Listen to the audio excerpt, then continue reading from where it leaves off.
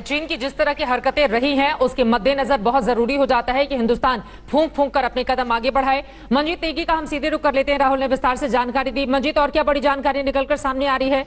बातचीत के दौरान अब तक क्या कुछ हुआ है, कोई जानकारी मिली है क्या? चित्रा, बातचीत इस वक्त चल रही है और 15 जून की जो भिड़ंत हुई थी गलवान नाला इलाके में, उसके बाद आज की ये बैठक दोनों पक्षों की सहमति के बाद हुई है।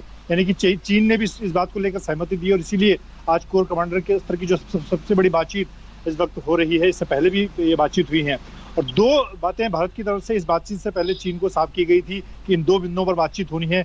एक तो जो रूल्स ऑफ एंगेजमेंट हमने चेंज किए हैं, यानी कि अब चीन के साथ सरहद पर हमारा जो आमना सामना है उसको लेकर हमने जो रूल्स ऑफ एंगेजमेंट बदला है। यानी कि अब अगर चीन हमारी सरहद में घुसने की कोशिश करेगा तो उसे गोली से जवाब दिया जा सकता है। ये इसकी जानकारी इस बैठक के दौरान दी जाएगी। और इसके साथ ही चीन को यह भी कहा जाएगा कि मई 4 से पहले के जो हालात बॉर्डर पर थे, लाइन ऑफ एक्चुअल कंट्रोल पर, पूर्वी लद्दाख के अलग इलाकों में दोनों सेनाएं जिस पोजीशन में थी मई 4 से पहले, वहां पर चीन को वापस जाना होगा। तो ये दो अहम मुद्दे होंगे जो इस वक्त बैठक के दौरान भारतीय पक्ष की तरफ से, यानी कि 14 core commander lieutenant Harinder Singh की तरफ से रखे जा रहे हैं। बहुत शुक्रिया मंजीत इस पूरी जानकारी के लिए। मंजीत नेगी और राहुल कंवर लगातार हमें जानकारी दे रहे थे। इस बातचीत के जरिए क्या बड़ी बातें निकलकर सामने आती हैं, बातचीत के जरिए दोनों मुल्क क्या बेहतरी की ओर आगे बढ़ेंगे। हालांकि चीन की अब तक की जो हरकतें रही हैं उससे सबक हिंदुस्तान को बड़ा मिला है, इसीलिए फूंक फूंक कर हमारे कदम आगे बढ़ रहे हैं। आगे बढ़ते हुए बड़ी खबर एक और देते हैं। सेना प्रमुख जनरल नरवणे जल्द ही लद्दाख के दौरे पर जा सकते हैं।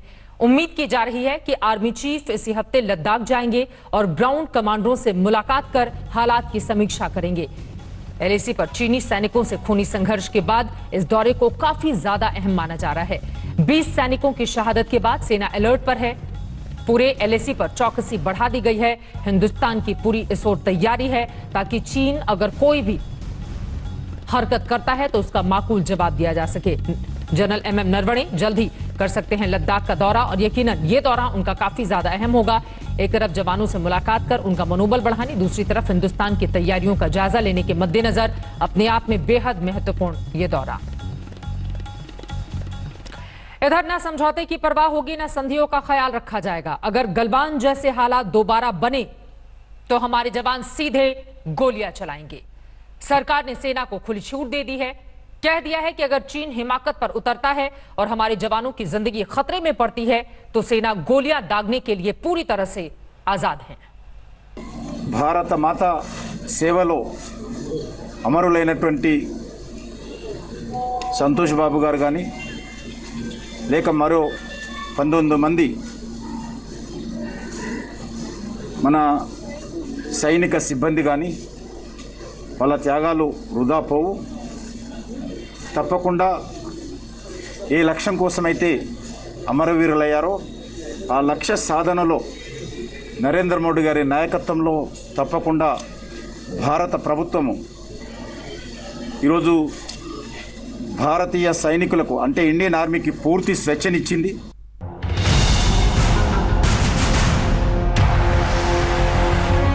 मिराज 2000 तैयार.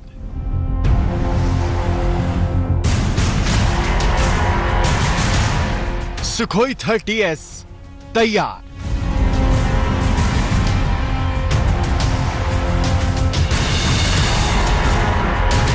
अपाचे हेलीकॉप्टर तैयार.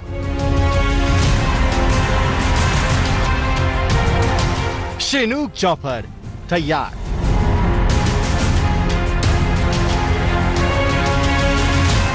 सीमा पर आर्मी तैयार.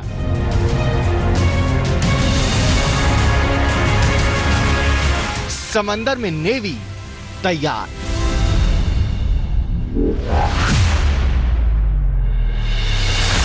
सीमा पर पूरी तैयारी है. चीन की हिमाकत का पूरा हिसाब होगा. पूर्वी लद्दाख में चीन को सबक सिखाने की खुली छूट भारतीय सेना को मिल गई है. सूत्रों की माने तो रक्षा मंत्री राजनाथ सिंह के साथ सीडीएस बिपिन रावत और तीनों सेनाओं के प्रमुखों के साथ हुई बैठक में चीन को ईंट का जवाब पत्थर से देने की रणनीति बन चुकी है. आज तक को मिले एक्सक्लूसिव इनपुट के मुताबिक चीन के साथ लगने वाली 3500 किलोमीटर लंबी सरहद पर सेना को एक्शन करने की खुली छूट होगी. चीन के किसी भी आक्रामक रवैये का सेना मुंह तोड़ जवाब देगी। ग्राउंड जीरो के हालात के मुताबिक सेना जैसे चाहे एक्शन कर सकती है। गलवान में चीन की हिमाकत हिंदुस्तान के लिए भी बड़ा सबक है।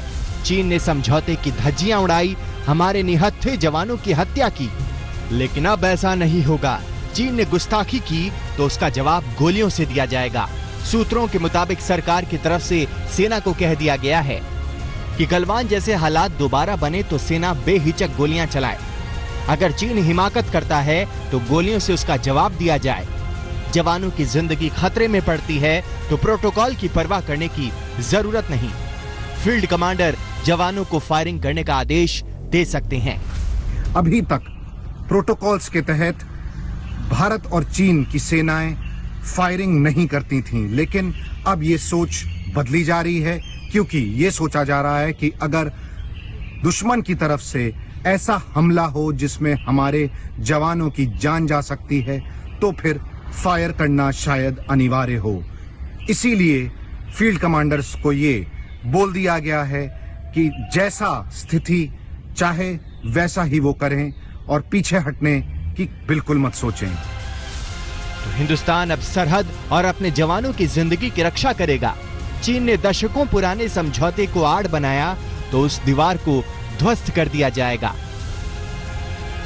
अब हर हिमाकत का जवाब गोलियों से दिया जाएगा। वायुसेना अध्यक्ष RKS भदौरिया खुद लेह का दौरा कर चुके हैं।